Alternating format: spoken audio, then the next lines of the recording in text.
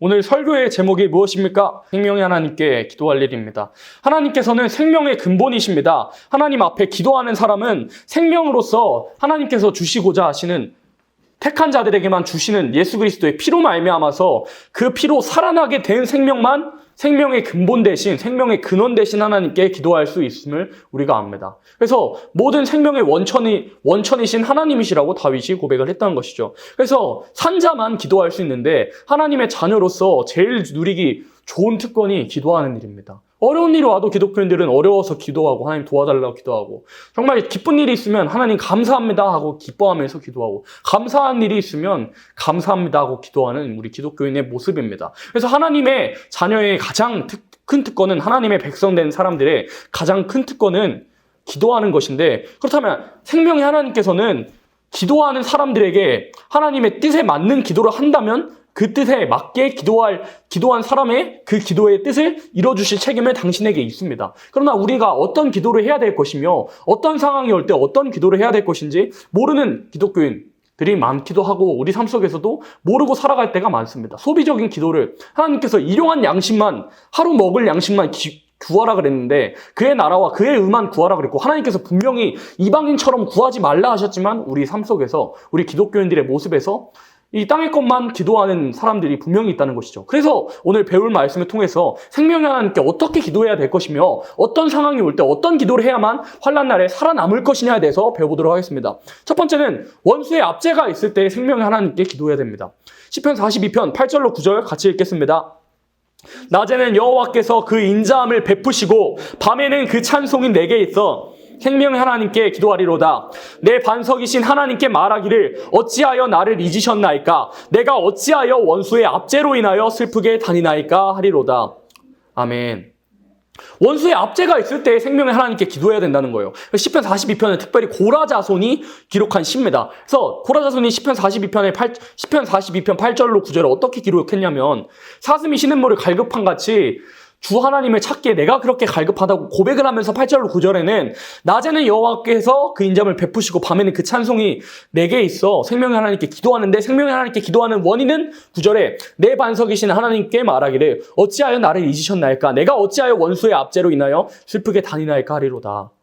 마치 반석이신 하나님께서, 우리의 구원은 오직 반석은 예수 그리스도시고 우리의 반석자신 분은 예수 그리스도 또 여호와 하나님이신데, 그 하나님께 이렇게 항의하듯이 기도하는 이유가 뭐냐면, 내가 어찌하여 원수의 압제로 슬프게 다니나이까 하리로다. 원수의 압제가 있다는 것입니다. 하나님의 택하신 백성들도 하나님께서 사랑하시지만 원수의 압제를 받게 하신다는 거예요.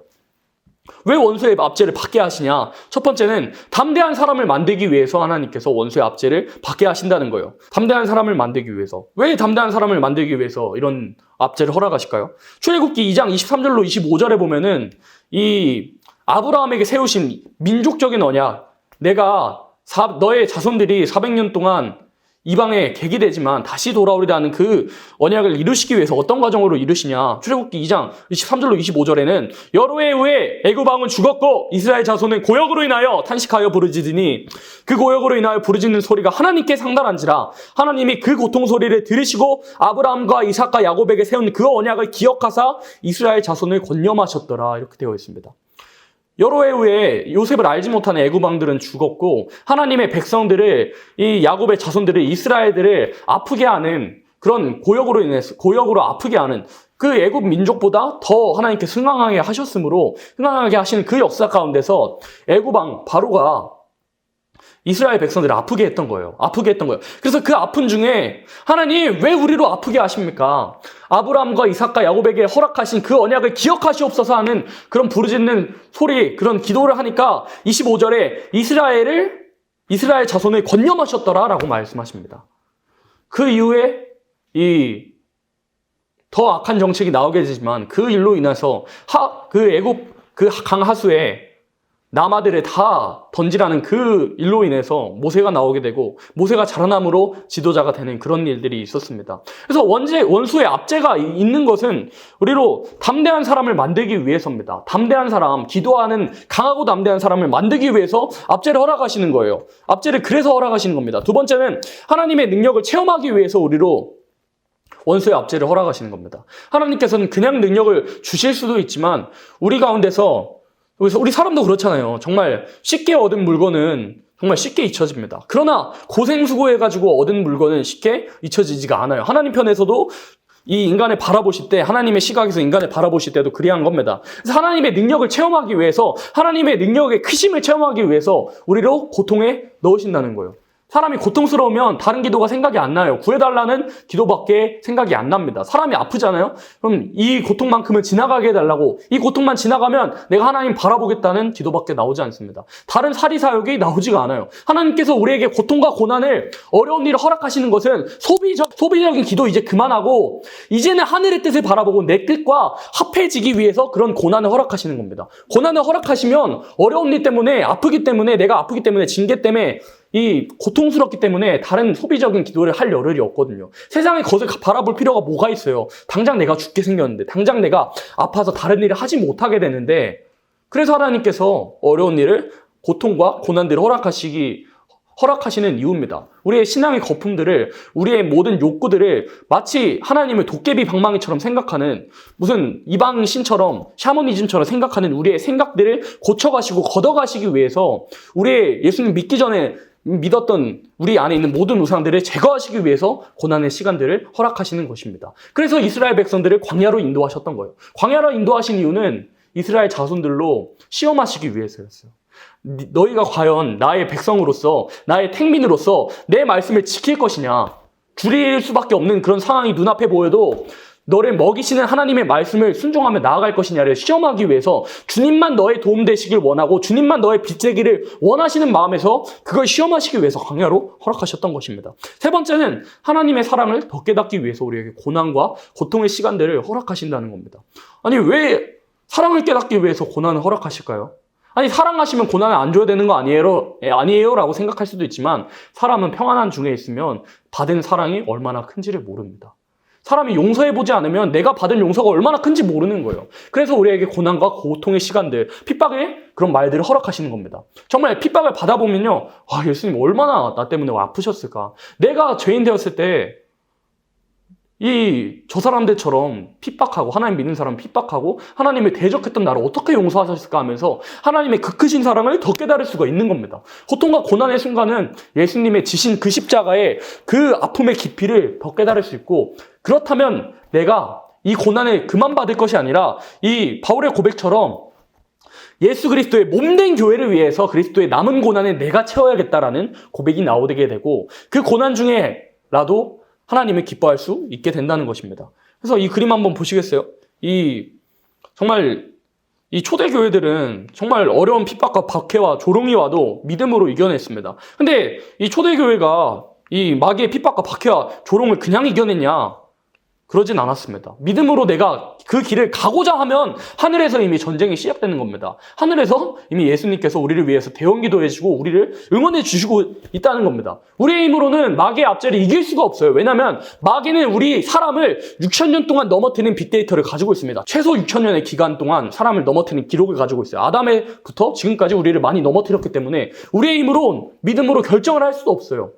그러나 하나님께서 믿는 마음을 주시는 겁니다. 믿음도 하나님께서 주시는 은사예요. 믿음 없는 사람한테 너 왜 믿음 없어 할 수 없는 겁니다. 믿음을 크게 주시는 사람도 있고 적게 주시는 사람이 있습니다. 그러나 하나님께서는 말세에는 그 주시는 믿음이 동일하게 맞춰 나가시는 겁니다. 믿음의 공동체를 통해서 믿음이 적은 사람도 믿음이 큰 사람을 보고 본받을 수 있도록, 믿음이 큰 사람은 믿음이 적은 사람을 보듬어 줄 수 있도록 하나님께서 지혜롭게 각양의 좋은 은사를 주신다는 것을 우리가 알 수 있습니다. 그래서 믿음의 선택을 하기만 하면, 믿음의 길을 가기만 하면 하나님께서 때때로 좋은 길을 허락하시기도 하고 고난의 길을 허락하심으로 우리를 깎아가시고 이 자아를 부셔가시면서 그런 원수의 압제를 통해서 하나님께서 이루시고자 하시는 우리 개개인의 인격을 갖춰 나가기 위해서 우리에게 생명의 하나님께 기도하게 하기 위해서 우리에게 원수의 압제를 허락하신다는 것을 우리가 알 수 있습니다. 그럼 두 번째는 생명의 하나님께 왜 기도해야 되냐? 회방하는 말을 들을 때 우리가 생명의 하나님께 기도해야 됩니다. 시편 42편 10절 같이 읽겠습니다. 내 뼈를 찌르는 칼같이 내 대적인 나를 비방하여 늘 말하기를 네 하나님이 어디 있느냐 하도다. 아멘. 시편 42편 10절에는 내 뼈를 치르는 칼같이 내 대적이 나를 비방하여 늘 말하기를 내 하나님이 어디 있느냐 하도다 하면서 우리 기독교인들을 핍박하는 거예요. 그래서 누구든지 이 핍박하는 말을 듣고 회방하는 말을 들을 때 동시에 같이 왜 하나님 어디 있냐 하면서 이렇게 마치 소가 사람을 받듯 받아버리면 똑같은 사람이 되는 것이겠죠. 그러나 회방하는 말을 들어도 예수님의 사랑으로 회방하는 말을 듣는 저 사람들마저 용서해달라고 이 하나님께 구했던 예수님처럼 또 스데반처럼 우리는 회방하는 말을 들어도 하나님께 그냥 그저 엎드리고 기도할 일밖에 되지 않는다는 것입니다. 그래서 가상칠언에서 예수님께서 회방하는 말을 들을 때 우리가 해야 될 기도를 십자가 상 위에서 가상칠언으로 우리에게 알려주셨습니다. 어떤 것이냐? 첫 번째는 엘리 엘리 라마 사박다니라는 말씀을 하셨습니다. 이 엘리 라마 사박다니의 의미를 여러분 다 아시죠? 나의 하나님이여 나의 하나님이여 어찌하여 나를 버리셨나이까? 라는 그런 말씀을 하십니다. 이 말씀을 하신 이유는 로마서 5장 8절에서 우리에 대한 사랑을 당신이 죽어주심으로 당신의 생명을 버려주심으로 우리를 사셨다고 우리에 대한 사랑을 확증하셨다고 말씀하셨죠. 하나님께 버림을 받으심으로 예수님께서 당신의 생명을 무한하신 시간에 앉으시니가 무한하신 보좌에 앉으시니가 유한하신 땅에 당신의 이 영광까지라도 버려주심으로 우리로 영광스러운 영화로운 자리에 이르기까지 우리를 인도하신다는 그런 의미를 가지고 가상칠언에서 이런 말씀하신 거예요. 그래서 우리들도 요한일서 3장 16절에는 예수님께서 그리하신 것처럼 형제를 위하여 목숨을 버리는 것이 마땅하도다 이렇게 말씀하셨습니다.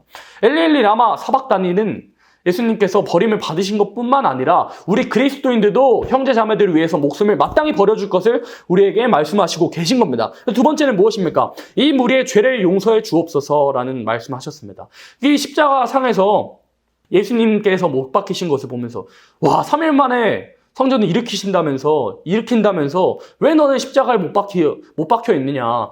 네가 하나님의 아들이거든 내려와봐라 이런 말한 무리들 중에서 하나님께서 택하신 생명들도 분명히 있었을 것입니다. 하나님은 하나님의 역사를 진행하실 때 택한 사람들을 위주로 택한 사람들을 살리기 위해서 역사를 진행해 하시는데 그런 하나님이 대적했던 그 무리들 가운데서도 하나님을 예수님을 믿을 사람들이 있기 때문에 그 현재의 죄악을 용서하시고 그 과거의 죄를 용서하시고 과거와 현재와 미래의 죄악을 택하신 생명들의 과거, 현재, 미래의 죄악을 용서해 달라고 하나님께 기도를 한 것입니다. 그래서 로마서 8장 29절로 30절에서 창세전부터 미래 아시고 정하시고 부르시고 의롭다 하시고 영화롭게 하실 모든 생명들의 과거, 현재, 미래의 죄악까지라도 용서해 주시기를 원하는 마음에서 용서해 주시는 그 속죄를 완성하시기 위해서 그런 말씀을 하신 겁니다. 또 세 번째는 무엇입니까? 저가 아들이니이다 라고 말씀하셨습니다. 저가 아들이니이다 하는 그 아들은 누구였습니까? 사도 요한이었습니다. 왜 사도 요한에게 당신의 육적인 물론 부정 모혈로 나오진 않았지만 마리아에게 왜 이런 사도 요한이 아들이라고 이런 말씀하셨을까요?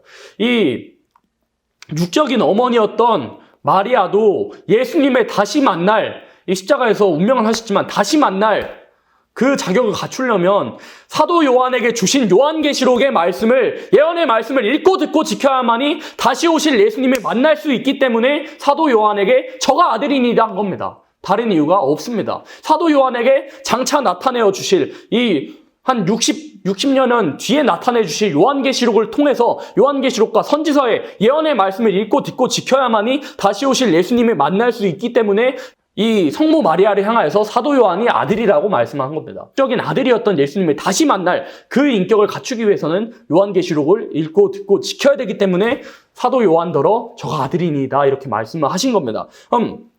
네 번째는 무엇입니까? 내가 심히 목마르다 하셨습니다. 예수님께서 가상칠언에서 고통을 허락하신 게 유일하게 네 번째 말씀이었어요. 내가 목마르다, 내가 심히 목마르다 하셨습니다. 여러분, 이 인생에 있어서 가장 큰 고통은 총 맞는 고통, 칼에 목이 댕강 날아가는 고통이 아니라 실제로 연구 결과에서 목이 마른 고통이 인생에 있어서 가장 큰 고통이라 그럽니다. 총에 맞는 것보다 목말라서 죽어가는 고통이 제일 크다고 그래요. 근데 예수님께서 이런 말씀을 왜 하셨냐면 시편 69편 21절에 쓸개 포도주를 마시게 한다는 그런 말씀을 응하게 하기 위해서 먼저 이런 말씀을 하셨고 예수님께서 목말라 주심으로 우리에게 영원한 생명수를 먹게 하시기 위해서 우리를 목마르게 하지 않기 위해서 예수님께서 목마르신 겁니다. 그래서 출애굽기 17장 5절로 6절에서 이스라엘 백성들이 또 물 달라고 모세에게 또 하나님에게 원망하면서 구합니다. 그러니까 하나님께서 어떻게 말씀하시냐? 너는 호렙산으로 가서 장로들을 다 소집하고 장로들 보는 앞에서 호렙산 반석을 치되 어떻게 지팡이로 치라 하셨냐면, 어떻게 말씀하셨냐면, 이 홍해를 갈랐던 지팡이로 치라고 명하신 게 아니라 애굽강 하수를 쳤던 지팡이로 호렙산 반석을 치라고 말씀하십니다. 왜 멋진 그 홍해를 갈른 그런 지팡이라고 말씀 안 하시고 애굽강 하수를 쳤던 지팡이라고 말씀하셨을까요? 애굽에게 내린 재앙 중에 첫 번째 재앙이 무엇이었습니까? 애굽강 하수가 나일강이 피되는 그런 재앙을 하나님께서 먼저 허락하셨어요. 애굽의 문명은 나일강을 비롯해서 나옵니다. 나일강만 애굽 땅에서 물이었어요. 그 사막 지경에서 나일강으로 통해서 나오는 자연 치수되는 자연 관계가 되는 그 물을 통해서 농사를 할 수도 있고 애굽의 문명이 발전되었다 이겁니다. 그래서 애굽 문명의 시발점은 오로지 나일강이었는데 그 나일강을 피되게 하신 거예요. 애굽의 모든 생명의 근원을 끊어버리신 겁니다. 그래서 우리에게 주신 교훈이 무엇이냐? 하나님의 백성들을 놔도 그 당시에는 애굽에 있는 그 물로 살아갔는데 너희는 더 이상 애굽에서 누리던 마치 콜라와 같이 너희가 영원히 이 갈증을 해소하지 못할 영원히 만족함을 줄 수 없는 그런 물을 마시지 말고 예수 그리스도를 통해서 나오는 그 반석의 물을 마셔라 이겁니다. 그래서 편지서에는 어떻게 말씀하시냐면 이스라엘 백성들이 그 반석의 음료를 다 먹었는데 그 반석은 곧 예수 그리스도의 신령한 음료라고 말씀하십니다.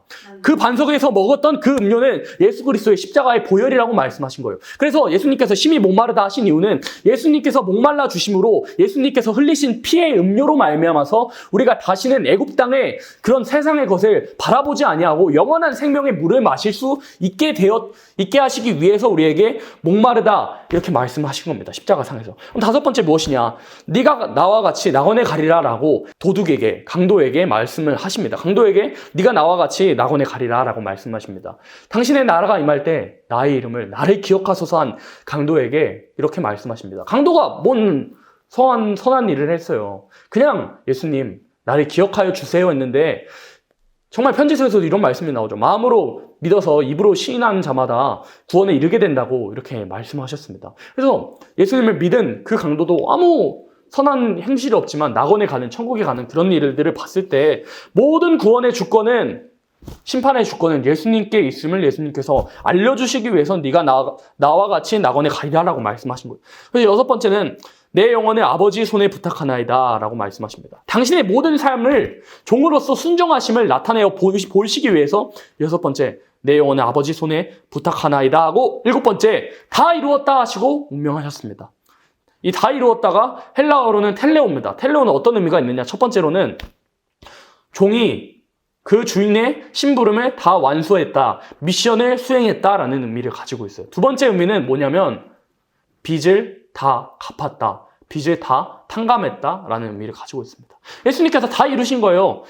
하나님께서 본체 하나님과 동등됨을 취하실 수 있는 그런 하나님 자체신 예수님이셨지만 동등됨으로 취할 것으로 여기지 아니하시고 오히려 종의 형상을 입어서 죽기까지 성부 아버지 하나님께, 여호와 하나님께 충성하시고 우리의 모든 빚을 다 갚아주신 겁니다.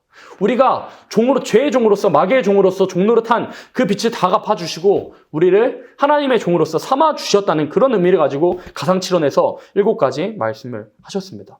예수님께서도 이런 삶을 살아주셨다면 우리가 회방하는 말을 들을 때도 예수님처럼 오히려 저들을 불쌍히 여겨주는, 오히려 저들을 죽어가는 영혼들을, 저들의 끝에, 회방하는 사람들의 끝의 결말이 어디겠어요? 저대로 가면 지옥불로 떨어질 텐데 그런 사람들을 불쌍히 여기고 오히려 용서하고 기도해 줄 수 있는 사람이 될 때 우리는 생명의 하나님께 은혜를 받을 수 있다 이겁니다. 세 번째 무엇이냐? 세 번째는 무엇입니까? 낭망한 생명 하나님께 기도할 일이 세 번째는 무엇이냐 할 때 낭만과 불안한 일이 있을 때 우리가 기도할 수 있습니다. 시편 42편 11절 같이 읽겠습니다. 내 영혼아 네가 어찌하여 낭망하며 어찌하여 내 속에서 불안하여 하는고 너는 하나님을 바라라. 나는 내 얼굴을 도우시는 내 하나님을 오히려 찬송하리로다. 아멘. 고라자손이 그랬나 봐요. 정말 낭망할 일도 많고 속에서 불안할 일도 많았나 봐요. 그러나 하나님을 바라라. 내 얼굴을 도우시는 하나님을 오히려 찬송하리로다 하면서 생명 하나님께 오히려 기도하는 모습을 시편에서 기록이 되어 있습니다.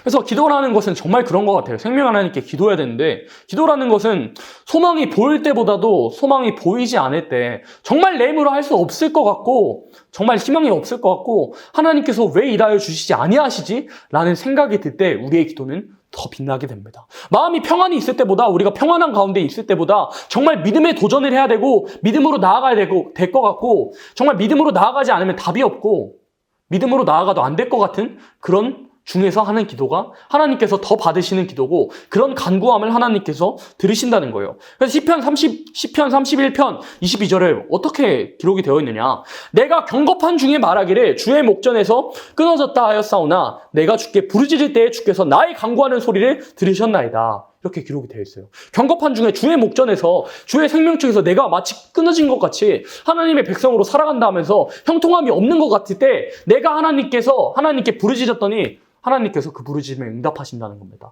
우리가 평안할 때 하는 기도, 감사하는 기도 하나님께서 다 받으십니다. 그러나 하나님께서 정말 응답이 빠르고 우리로 정말 그 기도에 응답하실 수 있는 기도는 우리가 어려운 상황에 있을 때 정말 눈물로써 부르짖음으로 하나님께 간절한 마음 가운데서 기도할 때, 힘든 중에 기도하는 기도를 하나님께서 받으시고 그런 기도를 하나님께서 기뻐하신다는 것입니다. 그래서 예수님 믿는데 왜 고난이 찾아와요 하는 사람들은 마가복음 4장 말씀을 읽어보면 됩니다. 저희가 무리를 떠나 예수를 배에 계신 그대로 모시고 가매 다른 배들도 함께 하더니 큰 광풍이 일어나며 물결이 부딪혀 배에 들어와 배에 가득하게 되었더라.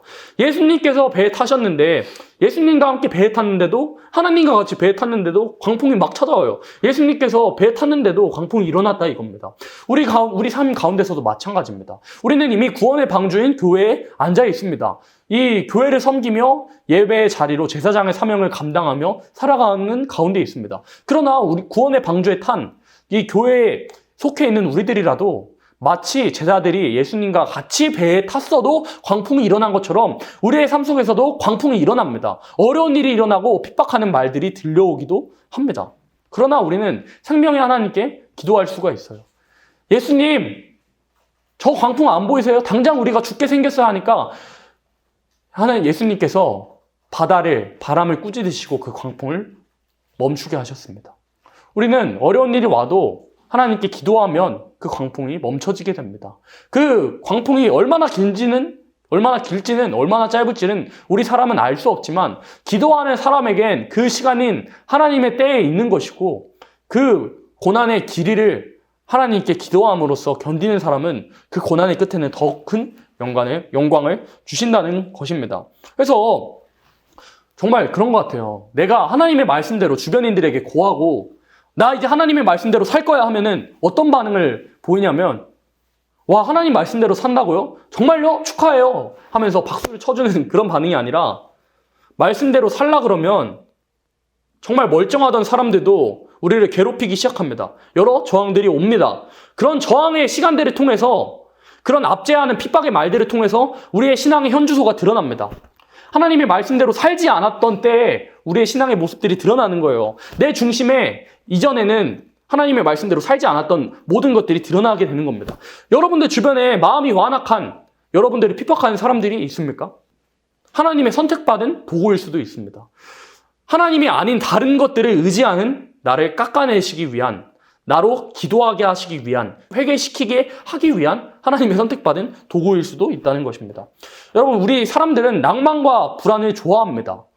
정말 이런 말을 들으면 어이없을 수도 있는데 정말 그런 것 같아요. 이 청년들 같은 경우나 뭐 어른이나 어린아이나 할 것 없이 정말 놀이공원으로 예를 들면, 놀이공원에 가면은 정말 어린아이들은 그런 무서운 놀이기구를 탈 수 없지만 정말 좀 어느 정도 이 몸이 크고 한 사람들은 회전목마 안 타잖아요. 정말 무섭고 스릴 있는 그런 곳에, 무섭고 스릴 있는, 정말 무섭고 심장이 철렁 내려앉는 곳에 줄을 서서 돈을 내서라도 탑니다. 그게 왜 그럴까요? 안전장치가 있으니까, 죽지 않을 거라는 믿음이 있으니까, 확신이 있으니까 어려운 일도 즐길 수 있다는 거예요. 우리 기독교인도 마찬가지예요. 우리에게는 예수 그리스도라는 안전띠가 있습니다. 절대 우리가 멸망치 않겠다는 그런 안전띠가 있어요. 고난이 와도, 힘든 일이 와도 결국에는 그 고난을 뚫고 안식의 복락을 누릴 수 있다는 그런 약속이 있습니다. 그러면 우리는 놀이동산에서 마치 무서운 놀이기구를 돈 내고 사는 사람들처럼 고난을 더욱 감사해야 되고 축복이라 생각하고 감사해야 된다는 것입니다.